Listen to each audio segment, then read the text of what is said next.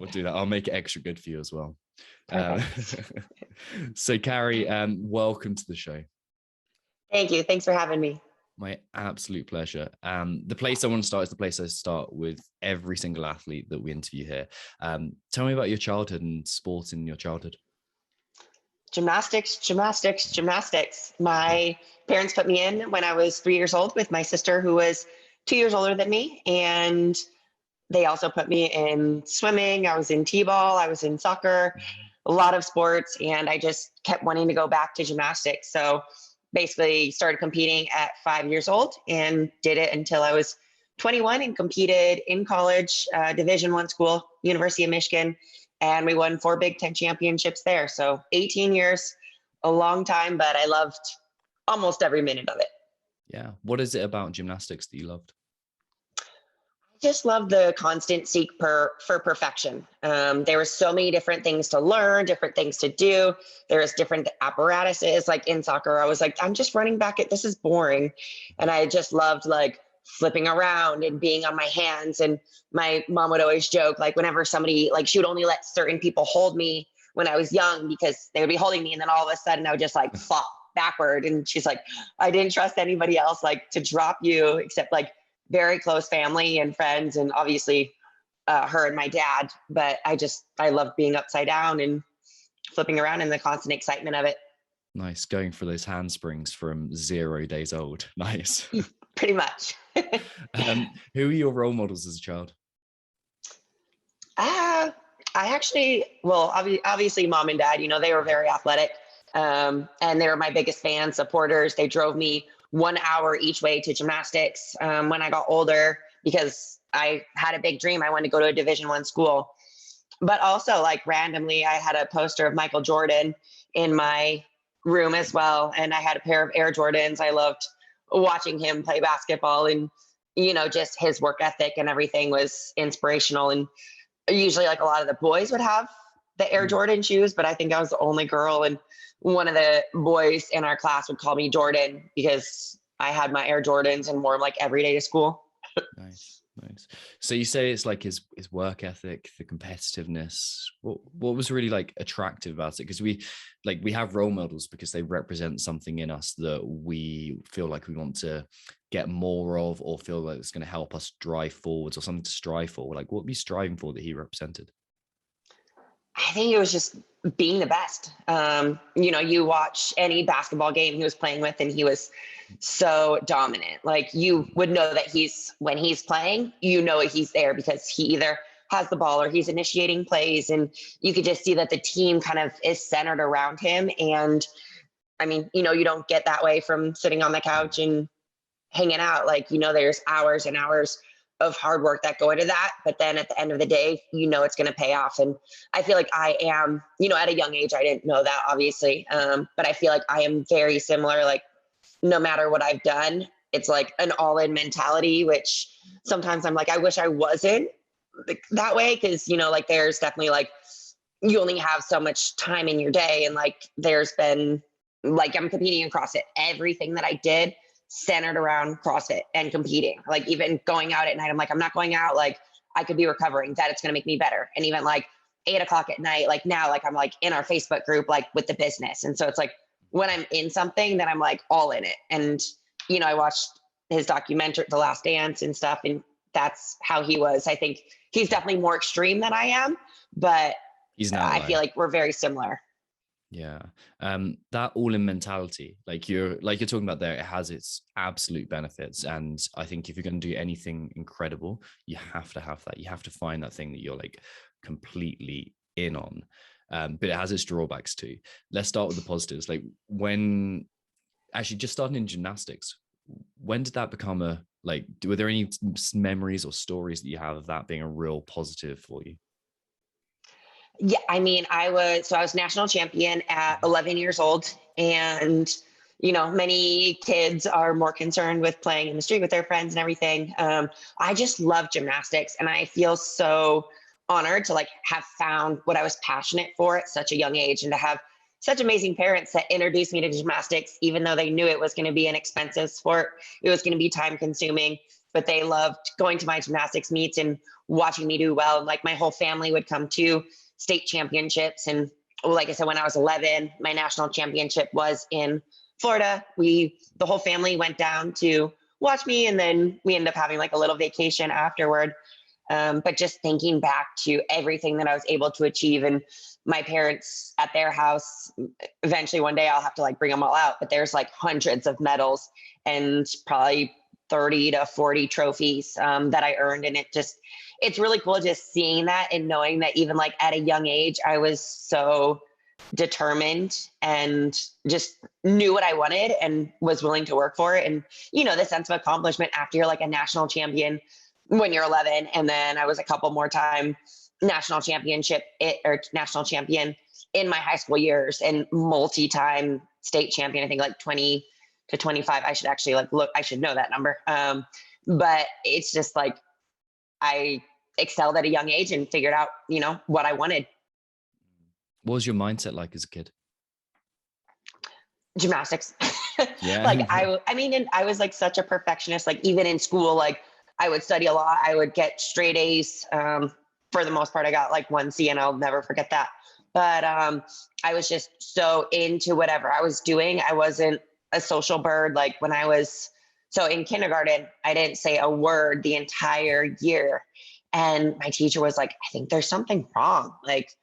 And I told my mom, I was like, no, I just hate the teacher. She has her two favorites. I don't like her. And then going into first grade, when you're 6 years old, about halfway through the school year, I said my first word, and my teacher dropped everything and called my mom, was like, oh, Kari said her first word. And I loved my first grade teacher. So I, was able to open up a little bit, but I was very reserved, very into myself. And like, I was a perfectionist when it came to schoolwork. I wanted to do well. I was a people pleaser, but then everything was like around gymnastics. If I could do my homework at school, I was going to do that so I could focus on gymnastics. That perfectionism is definitely a double-edged sword. We find it in so many athletes that we work with, but it's like, again, it's driving you towards excellence. And I don't think you're ever going to get to all those standards of excellence unless you have that incredible drive to get there and that recognition for it. But like, man, the downsides that come along with it, with like never being good enough, like kind of, I got to push harder.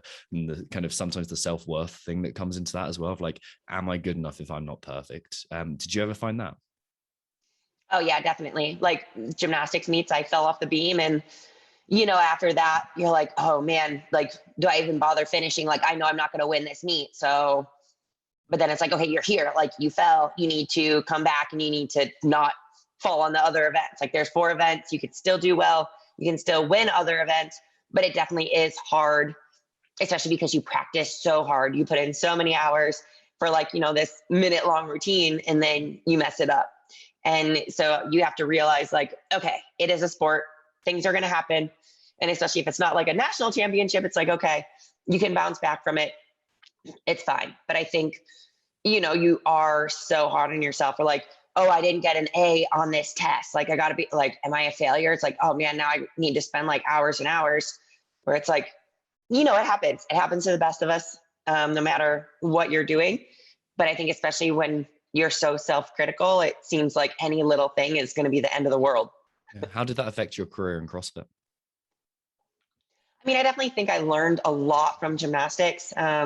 And one reason that drew me to CrossFit is it's very similar to gymnastics. There's a lot of different things to learn, different things to perfect, and similar to, falling off the beam. Like, you might go in a competition, you might get a no rep, and a workout might not go the way you want. You have to be able to brush it off, because especially at the CrossFit Games, there's 12 to 15 events. Everybody's going to make mistakes. Everybody's going to have a bad event. And the ones who are going to excel are the ones that can take a second, take a breath, realize, that didn't go the way you wanted, but then be able to move on. So I think that's definitely something that I learned in gymnastics that I'm able to bring with me into CrossFit, into business, into just life in general.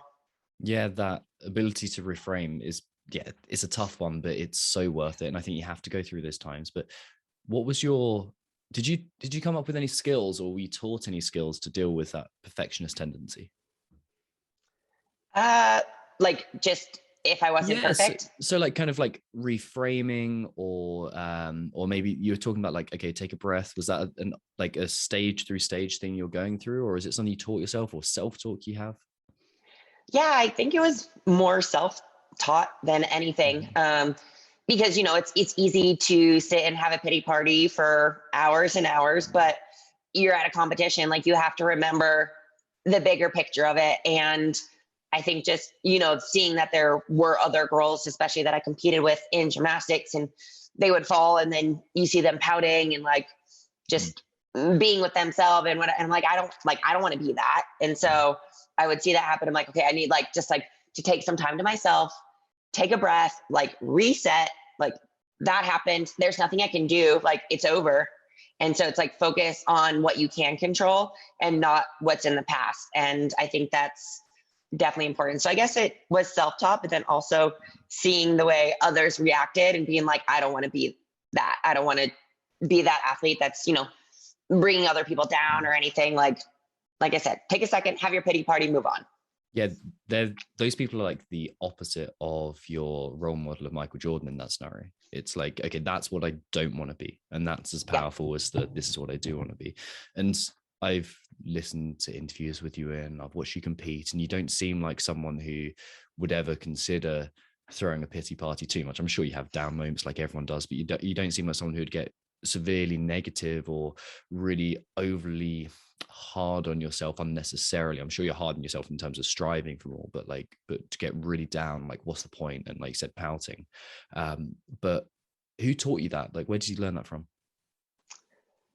That's a really good question. I guess I've never like thought a lot about Mm. it. In gymnastics, I think when I was younger, I was definitely way harder on myself. And then as you get older, you're like, okay, in the grand scheme of life, like how important is whatever you messed up on? So I, fell off the rings in the ringer, and in the moment, obviously, like you're thinking about it and you're like, this sucks. Like I just blew my chance at the podium and everything.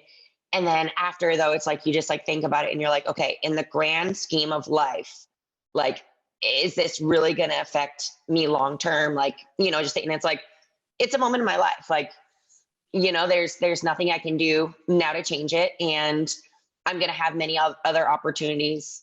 And also like, for me, I love what I get to do. And I'm like, I get to fitness for a living. Like I get to work out for a living, like, especially when I was competing and things. And it's like, Mm.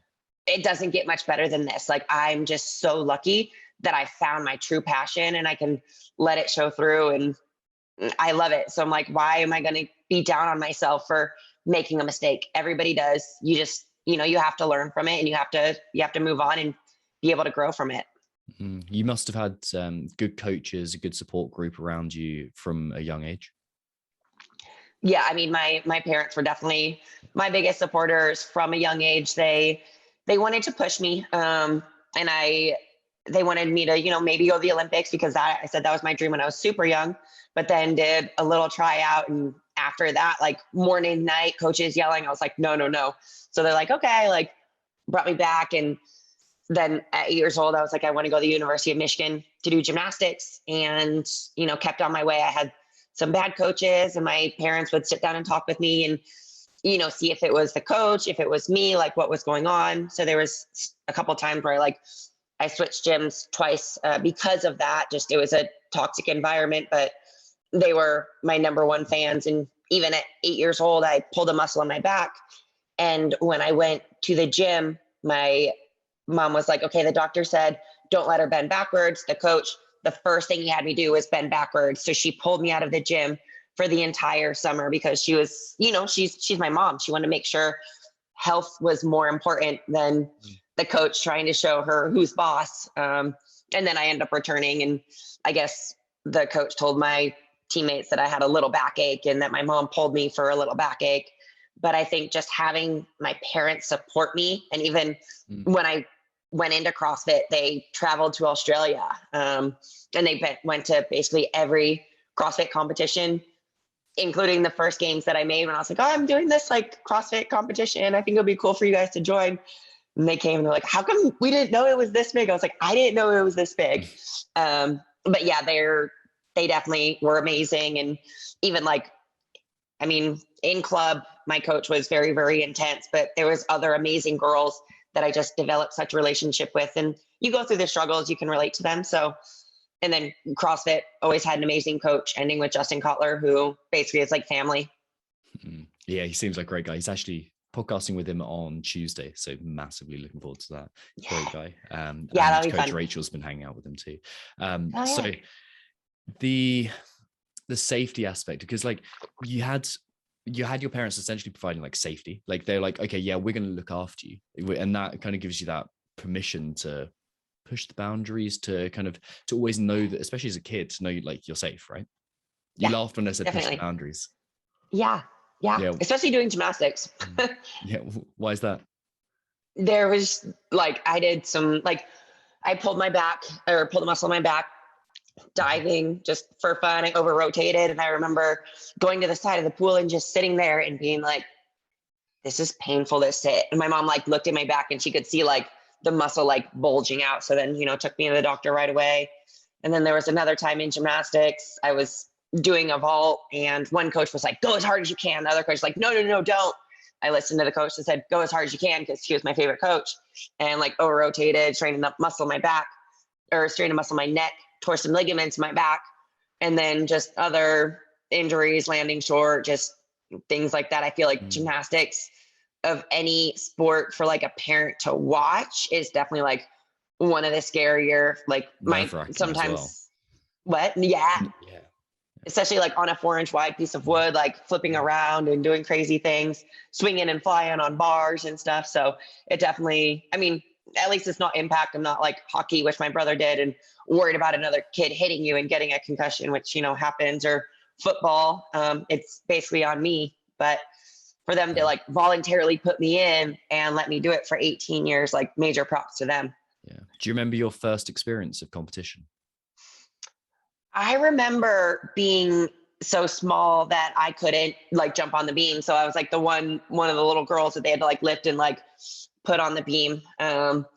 And like I said, it was like when I was super, super young, and that's what my mom always jokes about. And I just remember like other random meets, just like going off the balance beam, and I was just being so nervous not to fall. So I was like very tentative, but a little bit, but not too much. Yeah. And then obviously gymnastics came to an end. How did that come about? So, I mean, most gymnasts peak when they're 16 years old. So super, super young, compared to any other sport. And like, luckily for me, I think, I waited till like 17 because I was national champion. And then I went to the University of Michigan. And when you're in college, your career is going to be over after that. For gymnastics, you basically peak, then you go to college and you try to maintain your skills at that age, like peaking at that age, thinking, right, this is the height of my career and I'm not really an adult. Yeah. And you're just like so young, because like even training for the Olympics, like you have to know when you're like 6-7 years old, there's like a different path that you take versus if you're going to go to college when you're so young. And that's like respect to my parents, because when I was 8, they took me down to training place in Texas with Dominique Mucciano, was an Olympian. Like her and her dad had a gym. I went to test out there and another gym. And that's when I realized I didn't want to go to the Olympics. But for like an 8-year-old, it's insane. Like it's so young, and just how your life changes. 2-a-day training, super intense, but girls do it. But for me, like I knew after college that was going to be it. So my senior year, I basically soaked up every minute, just really, really enjoyed it, and mentally prepared to be done, because I knew that was going to be the end. Yeah. And that transition period is always interesting. Like, I suppose you could mark, without knowing you too well, a couple of major transitions for like away from gymnastics and into CrossFit at some point, and then out of CrossFit as well. Like those transition points are notoriously tough, because like my identity is this and now I'm changing. How have you found that, like at both ends of the CrossFit career? Yeah. So finishing gymnastics, because I did it for so long, like you said, you just define yourself with the sport. Then I approached our strength and conditioning coach and asked him like, okay, I'm done with gymnastics, but I still want to work out. I still want to stay in shape, but I don't know what to do. So he was strength and conditioning coach at the University of Michigan, was like, you should do an internship. You can learn about like, what we do for strength and conditioning. Cause I told him that was like a possibility for my career. And I did some weightlifting because he also said I would be good at that due to my short levers. So I had a lot of fun, switching and lifting weights, because in gymnastics, we didn't do a whole lot of lifting heavy. It was a lot of body weight, pull-ups, toes to bar, handstand work.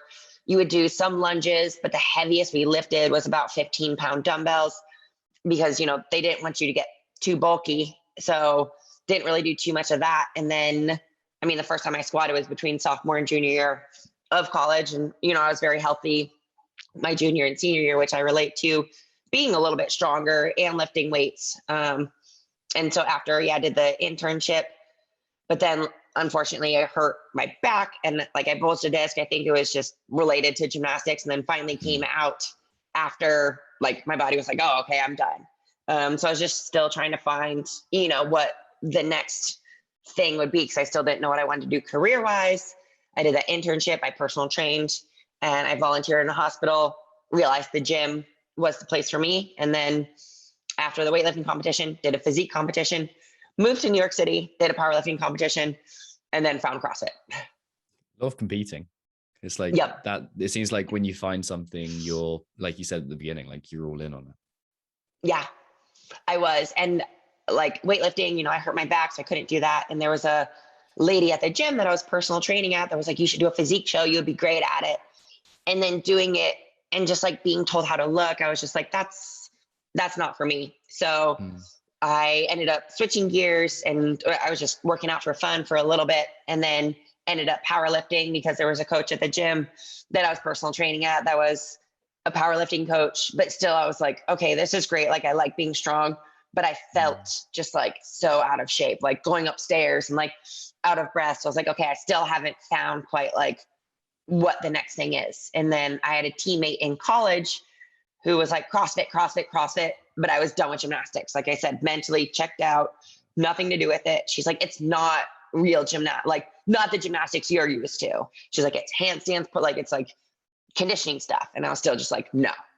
But then finally I saw it on ESPN, had a coach from New York City contact me about coaching. And that's when I was like, okay, after this powerlifting competition, I'm going to start CrossFit. And that was in November of 2014.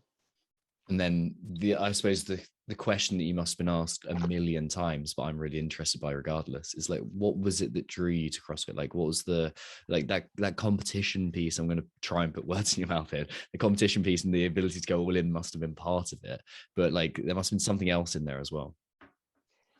Yeah, it was when I started, it just reminded me of gymnastics, because there's so many different things to learn, so many different things to do, so many different things to perfect. And at the time, I had done a little bit of weightlifting, I dabbled in it, but I didn't know how to row.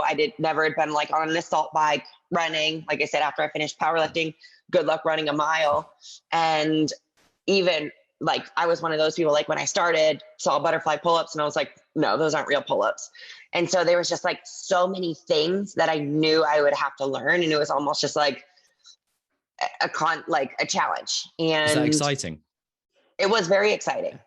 It was exciting. It was a little intimidating because I started and I couldn't do double unders, and everyone else in the gym is just cranking out 100 in a row. And here I am trying to do 3 and just getting super frustrated because I was like, I want to be good at this.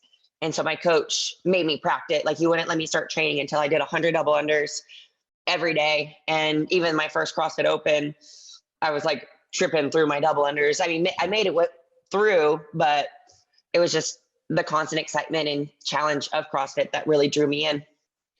How do you deal with that part of skill development that's this is really frustrating, really annoying. I know I want to get better, but there's always that encouragement from one part of your brain to go, you know what, screw it. I'm going to leave that to one side and I'm just going to focus on my strengths. How do you keep that balance? Yeah. So like I said, my coach, thankfully, was like, you're going to keep practicing. I'm not going to let you start training until you get your double unders in, because double unders were something that I would just get frustrated with. Whereas the butterfly pull-ups, I was really good at strict pull-ups from gymnastics. And then I was trying to learn how to do kipping and butterfly. And I remember one day I spent 4 hours at the gym and I was like, I am not leaving until I do a butterfly pull-up. And so I think just like that stubbornness was like, okay, like I might have to sleep here. I don't know, but we are going to get it. I watched videos and I just kept going and like just being that perfectionist. I think just that mentality, like I wasn't going to let myself down. And then, that was an easy part because I was a gymnast. I was like body awareness, like I should be able to do this. This should be easy. Like I said, it took a long time, a lot longer than it should have. And there was definitely times where I just like sat down and I was like, maybe I could leave. And I was like, no, like you've committed to yourself. You've told yourself you're not leaving until you do this. And so it was like, I was by myself. I still remember it wasn't even like really a gym. I started training CrossFit in a studio apartment in New York City. So I was in there and I was like by myself with the pull-up bar and like, okay, you're here. And then for like other things like the weightlifting, everyone tells you like it takes time. And it just working with a coach and just him constantly reassuring me like, okay, this is going to get better. It's going to get better. It's like, you just have to know and like believe in yourself. Like the consistency is going to pay off. And, you're going to have good days. You're going to have bad days, similar to gymnastics. There's days where I would fall constantly throughout the day. Just things weren't clicking. And it's like, that's a part of life. Like you're only human, though you're really hard on yourself. You're going to make mistakes. And I think being able to realize that is huge. And like, just give it your best today. If it's not, your best, the same as your best was yesterday, that's okay. Were you aiming at getting to the games from that moment, from like your very start in CrossFit? I was. I saw it on ESPN, and that was definitely like a big change. That's what made me want to start CrossFit. I heard about it a little bit, and I had never actually seen it in action until one day I was at a Globo gym. Like I said, I was just kind of working out for fun. It was still even before I like had committed to doing the powerlifting meet, and they had ESPN on. It was in July during the CrossFit Games, and I saw the games. And I remember I was like, okay, I'm going to finish my training, and then I want to like watch that. Like it looks pretty cool. So I remember just like laying a yoga mat on the floor. It was a Saturday. There was like nobody at the gym, maybe 3 other people in the gym, and it was a huge gym in New York City. And I remember just like laying on the mat and just like sitting and watching the games. And I was like, okay, this is what my friend keeps talking about. I think I could be pretty good at that. And then when the owner of the gym contacted me and we ended up talking about CrossFit, I was like, okay. And I remember our first meeting, everybody had to say their goals. And I was like, my goal is to make it to regionals this year. Like I just started in November. And I was like, that coming May was regionals and you had to do the qualifier, the open in February and March. And he's like, you're going to make regionals? Sure. He's like, everybody thought you were nuts. Cause I had like, I didn't know how to butterfly. I didn't know how to row. Like I didn't know how to do a lot of these things. And they're like, this girl thinks she's just going to like float on into regionals, like easy peasy. And so, fast forward, I ended up making the games that year as well, but I definitely wanted to make the games. I didn't know how big and how hard it was to make the games. I just, saw it on TV and was like, oh yeah, they're doing like handstand stuff. They're lifting some weights. Like, okay, cool. I didn't realize like, it's the competition of the competition, the world championship of the year, but ended up making it. So it's good. It's almost like you consider that a normal thing to be able to do, like that standard of competition. And I definitely don't mean that in a disparaging way at all. It's like it's similar to, the 6-minute mile record where, the 4-minute mile record where everyone's like, you can't be a 4-minute mile at all. It's impossible. And then Roger Bannister did it. And then I think 18 months after, something like 12 people did it as well. And it's obviously like the belief of this is normal to you, that a lot of what was in the games was kind of normal to you, or it seemed achievable, I'm guessing. Whereas a lot of people, when they look at the games for the first time, they're like, holy shit, there's no way I could do that. Yeah.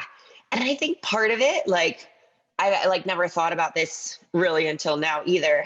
So, cause I had a friend that was like, Kari, you'd be good at CrossFit. You'd be good at CrossFit. And then, I told her no, because it had something to do with gymnastics, and she competed at the games on a team. So it could have just been like, I was like, oh, she's competed at the games. Like, why can't I go and compete at the games? So I think that could have been part of it, because she went 3 or 4 years. I don't even know how many, And she's like, yeah, I competed. It was great and whatever. And so I think probably hearing her say that she had been to the games, I'm like, oh yeah, duh, I could totally do that.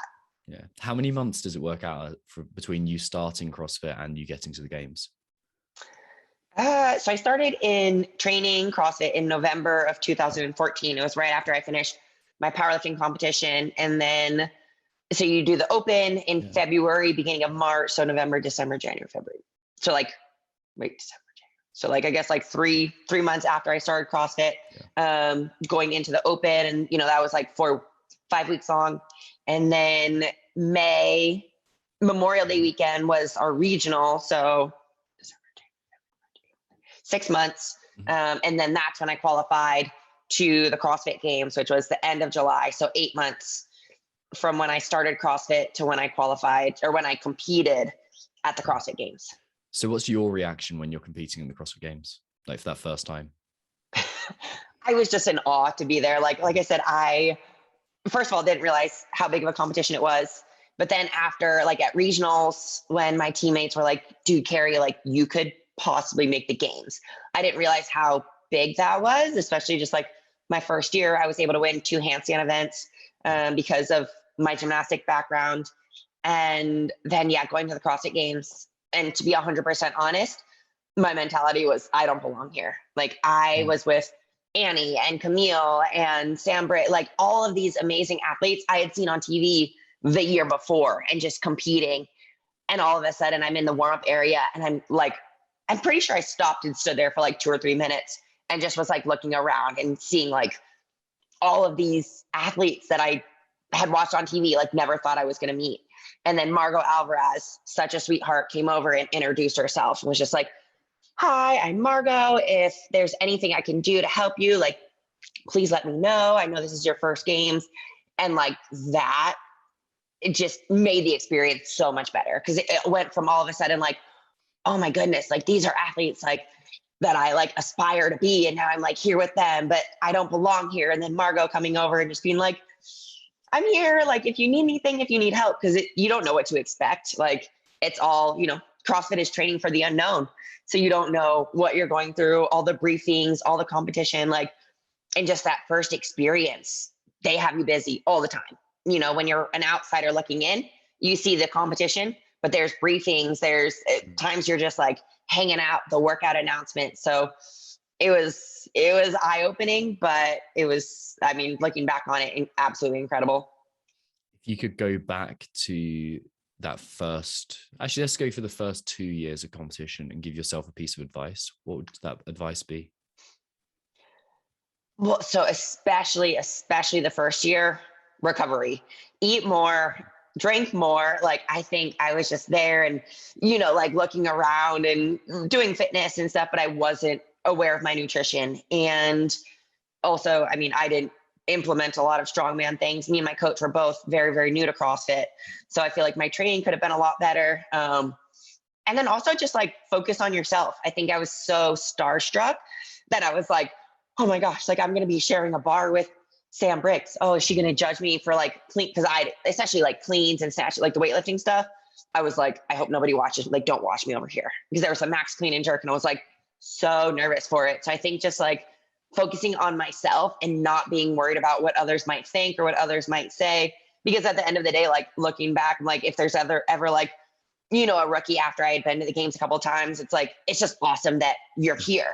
Where I feel like I was just like, everybody's watching me every minute. And are they judging me? Am I doing this right? Like, so I was just very in my head about, do I actually belong? And I think I should have just been like confident, like I earned my spot here just like everybody else. So that's number one. And number two is definitely the recovery aspect. I didn't realize how much I should be eating every day, drinking enough. Murph was one of the workouts in 2015. We did it in the middle of the day. So a lot of people had heat exhaustion. And I was one of them and ended up like seeking treatment and stuff. So definitely should have been more prepared and hydrated, electrolytes, all that kind of stuff before. Yeah, I remember that well. From the cool, calm comfort of my own living room. I remember it. Yeah. And like, see, that imposter syndrome piece is so common, I think, in life generally. But it's so common within CrossFit, whether it's someone's first day at the box and they're kind of getting into training, or they're transitioning to CrossFit, or they're doing their first local competition, or it's their first open, or their first quarters, semis, like bigger competition, whatever it is now. You obviously learn to deal with that a bit, like, or you got more experience, definitely. But there must have been some reframing that you did, or there was a way that you viewed it differently. I'm guessing at the end of your career. What was the difference between the start and the end in terms of I belong here? I think it was just getting more training, more experience under my belt. So, like I said, the first year, it was definitely a shock that I even made the CrossFit Games. And then the second year, I was like, okay, like this is still like a coincidence. So, one of my gymnastics coaches told us, like, especially for like a new skill, the first time you get it is luck. The second time's a coincidence. The third time you actually have it. And so, I mean, like similar, I feel like, in my mind, I'm like, the first time I made it, I was like, oh, I got lucky. Like they had 2 handstand events at regionals. Like that's the only reason I'm here.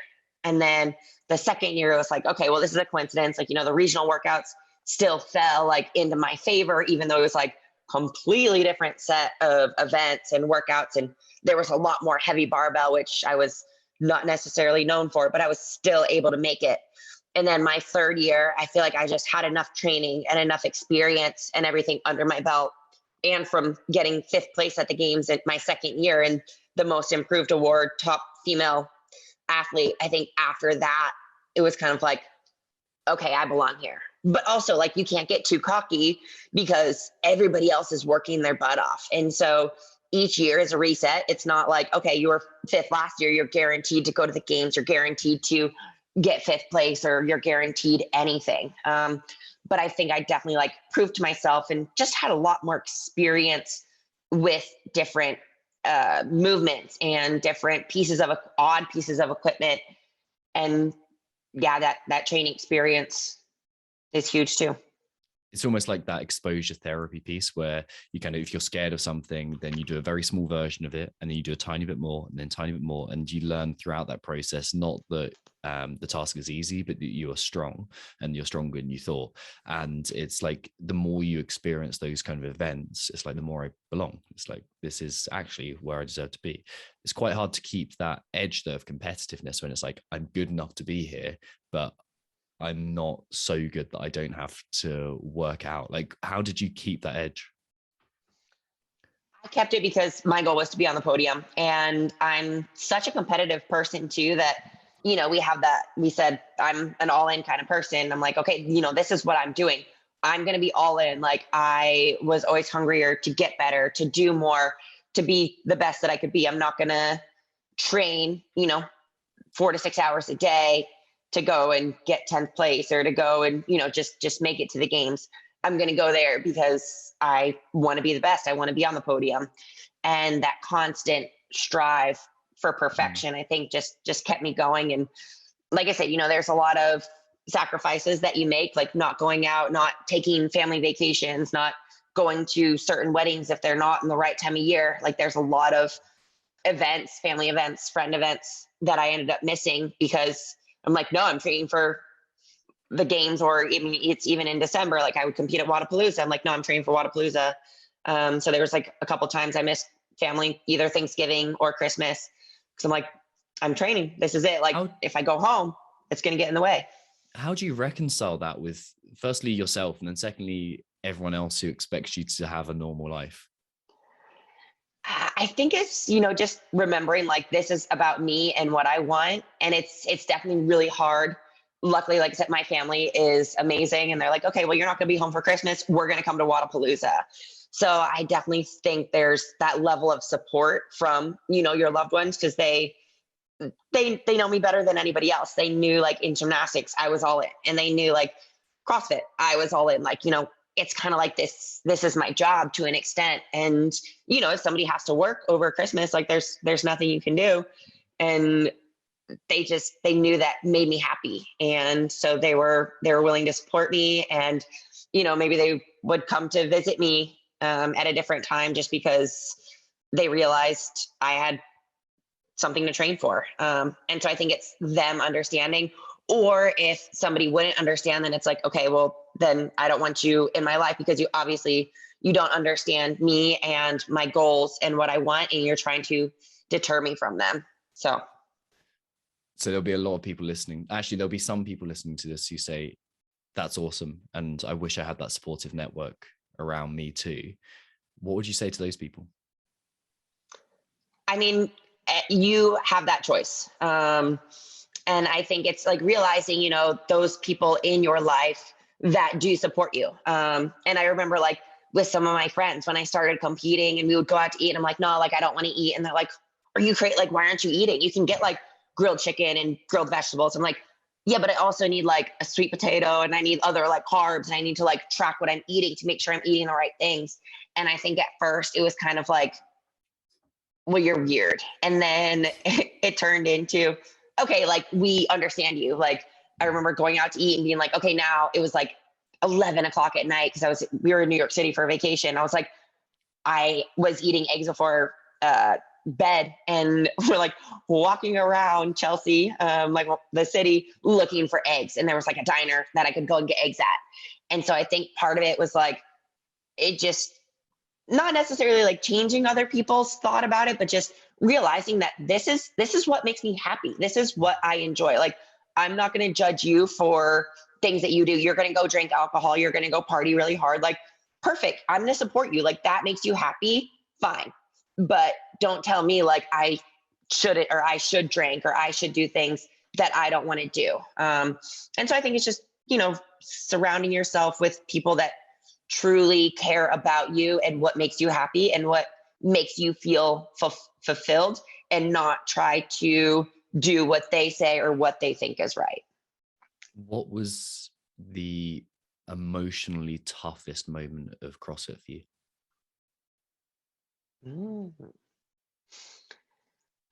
That's a good question. I mean, well, the first thing that obviously pops in my mind is last year at the CrossFit Games, not being able to compete, being there, toughest, being there. And then, you know, the day of competition, having to withdraw. I think that was it, like showing up to the venue and everything, and then not being able to compete. I was super physically fit. I was debating if I even wanted to train and compete last year, because the year before 2020, I made it on the podium and I was like, I'm good. Like, I check it off. I've done everything that I wanted to in CrossFit. And then Bethany, Shadburn, Danielle Brandon moved to Las Vegas, and I was like, oh, they're making training fun. Like, I want to keep training because of them. And so like I said, I was ready to be done. I was ready to just be like, okay, I'm good. And then my coach was like, oh, are you still having fun? I was like, yeah. And then they moved, and, you know, we have this amazing crew, and I was like, okay, like, let's do this together. And West Coast Classic had the time of my life competing with them. We went 1, 2, 3, which was, you know, such a high. And then training so hard with them to get ready for the games. We were all in incredible shape, just having fun too. And then getting there and realizing I couldn't compete, and I just like started bawling. I think they caught it on camera and everything as well. And, you know, it was definitely hard for the first little bit, but then also so many people, I feel like it went from like an extreme low to like an extreme high, because people ended up like reaching out and just saying how much they cared about me and were going to miss me and everything. But it was really hard knowing, you know, a year of work just went not completely down the drain, but kind of down the drain. Yeah. How'd you deal with that? I mean, it took a while. It definitely, like, you know, you're stuck in a room and everybody's competing. And I feel like like there was never a time where it like has hit me yet that I like didn't compete, because I think I was just like in a room and like I didn't watch anything. I was watching New Girl. So I was like laughing and that, but I feel like there were so many people that reached out, just like I said, like saying how much they cared about me and hoping that I was okay. And it just that they were thinking of me. And I think like that, like from that, I was like, that's like almost a bigger sense of fulfillment than anything I could have done at the CrossFit Games. And especially because of like my brand and things, like, you know, people are like, you've changed my life. And so there was just like a lot of people reach out in different ways, whether it was like the athlete that I am, the person that I am, the business owner, like coach that I am. And so it was just really cool having all of that support and everybody like reach out and everything. So I think that definitely helped me make it through. And then, at the end of the day, realizing I'm more than just an athlete. And, we talked about earlier separating yourself, because you're more like, no matter like if you're an athlete, if you're a lawyer, if you're a banker, whatever you are, like you're more than that. That is a big part of your life. But I have to realize that I'm not a CrossFitter, and it's not like, I'm not going to be a CrossFitter for the rest of my life. And especially as I was thinking about retirement, it was like, you need to realize you're a lot more than this. Yeah, because right at the beginning, you said something like, in the grand scheme of life, missing this rep doesn't count. And it's like, even if you're talking about the workout as a whole, it's like, okay, that's one rep, I've got to carry on. And then if you're talking about the competition, it's like, okay, it matters even less. And if you're talking about your whole career as a CrossFitter, it's like even less than that. But if you realize that just training is just one part of your life or one period of time, and then that gives you kind of the freedom to forgive yourself and move on a little bit quicker. And it seems like you have that perspective where you can do that.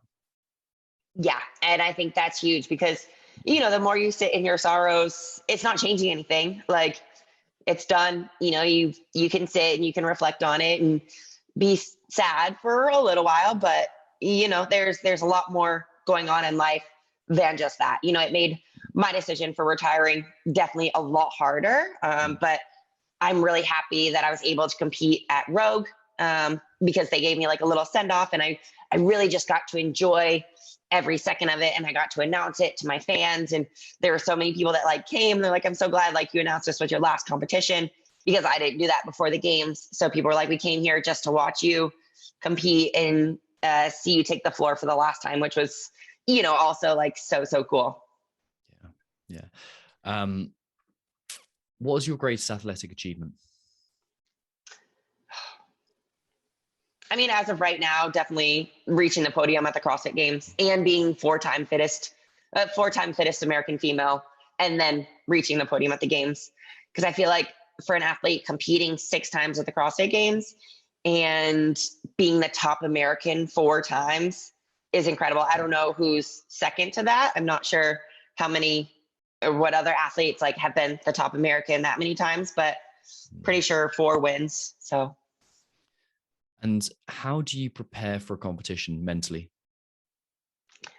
Mentally, I'm a big fan of visualization. So that was something I learned in gymnastics. Every Saturday we would do visualization techniques, whether it's for training, for competition.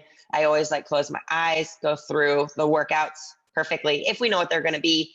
If not, then, I just like picture myself at the arena and just, being in my lane, being in my zone. And also like realizing all of the work is done. Like, you just have to do what your body knows how to do. 'Cause people are like, oh, well, how like do you do things different for competition? I'm like, I don't. Like, it's a different workout maybe than what I've done in the past, but I train really hard for a reason, so that when I get to a competition, my body's ready, my mind's ready. And like, there's been workouts where I push myself to my limit. My coach, Justin Kotler, one workout in specific that I remember was heavy wall balls, box step overs, D-ball over the shoulder, and sled push, my hardest movements. And I remember like starting to like tear up during the middle of the workout. And then right at the end, like it just took everything physically, emotionally. And I just like started like waterfall crying. And I was just like, like after I sled push and just like done. But then after that, he's like, nothing that you're going to do in competition is going to be as hard as this. And so I think just like day in, day out training as hard as I can, just knowing my body's been through this many times. Like, it's no different. Obviously you're next to the fittest people in the world, but you just have to stay focused and stay in your lane. Your body and your mind both know what to do. So just realizing the preparation is done, like this is the time to show it off.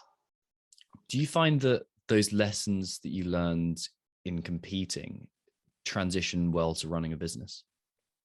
Oh, definitely. Yeah. Definitely. Like I said, especially, there's times when you do things and you're like, that didn't go the way that I wanted, but you got to learn from it and you got to move on. You can't dwell on it forever and ever. And just like the discipline and everything for competing, like we have started getting out there more as a business, and soon like just doing like lives and talking and things. I've prepared, I've done things in my living room. So now I'm ready to like go to a bigger stage. And so, the living room's kind of like the training. So you get ready for these bigger moments, or even the video shoots and stuff that we do. I get nervous for, and writing the programs. Like I get nervous for it and hoping this is, what everybody wants to see. I'm like, I get excited about the program, but you don't know until somebody else does it and somebody else tries it. And I feel like it's similar. Like when you're competing, you're doing all of this work in training, and you're hoping it's the right things that you prepare for when you're going to the competition. And so, 100%, they relate over to business. Yeah. And it seems like you had you still have such a drive to be the best, to really excel. What are your current goals with I suppose your business as a whole? Yeah. I mean, I'm, like you said, I'm such a perfectionist. I'm an all-in person. And when I was finishing up CrossFit, I was, kind of battling between the two because I wanted to be the best at both. And so the time was like kind of split, and I knew that I was going to be like retiring soon. And it made it easy because I had this amazing business to transition to and just really be able to spend more time and dedicate to that. And my goal for the business is to have everybody in the world have power abs or fit, follow one of my programs, especially those people that don't enjoy working out. Because the main thing that we pride ourselves on is these 10-minute workouts.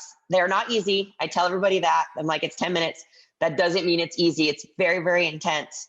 But you have 10 minutes. And so I just want to continue to impact people's lives. Like I said, especially those people that don't enjoy working out, or that are like, I'm too busy, I don't have time. And like 10 minutes, like just you have 10 minutes. Where can people find out a little bit more about your programs? So the easiest place is powerabs.shop. That's where all of the programs are located. We have 20 programs. We started with Power Abs, and then we have a variety. Some are Power Abs for moms, different body parts as well. And then Fit, which is power high intensity. And then a Fit Strength. We just released Super Fit and a low impact fit for people that have joint issues or knee issues or anything. So a wide variety. All the Fit programs are full body. So if you go to powerabs.shop, you can see more about all of those programs. And like I said, they're all 10 minutes. So there's no reason not to do it. And a variety of them are just body weight. And the other ones, you just need a pair of dumbbells. Nice. So to wrap up, I would like to ask a few quick fire questions. Actually, one's a bit less quick fire, but you can answer it quick fire if you want to. Okay. The transition between different types of sport. I think they're all quite different mindsets. Like endurance sport has a completely different mentality and kind of feeling, to powerlifting, to gymnastics, to CrossFit. How did you see that difference in mentality appear throughout your careers? And how did you manage that? So gymnastics, the longest event is about a minute and a half. So it's just like a different like kind of mentality. It's like you have certain things that you get nervous for. Like for me, there was like certain skills on each apparatus that I would get nervous for. And so once I like made it through that, then it was like, breathe. Okay, now focus on the next part. And then like even not taking anything for granted. So I feel like gymnastics was kind of like, okay, like you need to stay mentally tough for like this part, or stay focused for this part. Where, I mean, weightlifting, very similar, like, they're shorter movements. You have to focus on the few technique things, similar to powerlifting. And CrossFit is definitely was the hardest. I remember working on endurance, and my endurance coach was like, you mentally suck in the longer workouts.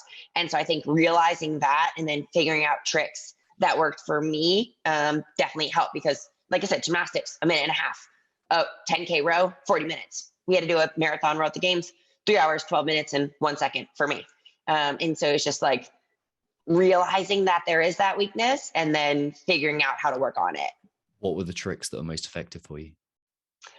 For me, basically changing my focus on like paces every couple minutes. So like in a 10K row, my coach was like, okay, every 1K, we're going to change pace. Or like every 500, we're going to change pace. Like, okay, start at a certain pace, and then let's go faster for 500. Okay, let's slow it down for 500. Okay, now let's switch the strokes. So there was like, just like this constant game where I'm like, okay, 2 minutes, do this, 2 minutes, do this, 3 minutes, do that. And so it's like being able to change things and focus on different things and just like, okay, you're going to go at this pace, at this strokes per minute for this long. So for me, I needed to like switch it up, which definitely helped. Micro goals. I like it. The small, breaking it down. So as the quick fire questions, as promised, what books have you either read and felt like they changed your lives or gifted most to other people? The number one thing is Atomic Habits, because it's just like little things that changes that you can make throughout the day. And then I forgot Something Champion by Tim Grover, who was Kobe Bryant's mental coach and Michael Jordan's mental coach. Nice. And then what habits do you perform for your own mental health and performance? What mental habits sorry, will you say that again? Yeah, what habits do you perform for your own mental health? So common ones: getting outside, socializing, meditating, cold exposure, breath work. Yeah. Honestly, like for me, I love going just like for a nice walk without my phone, without anything.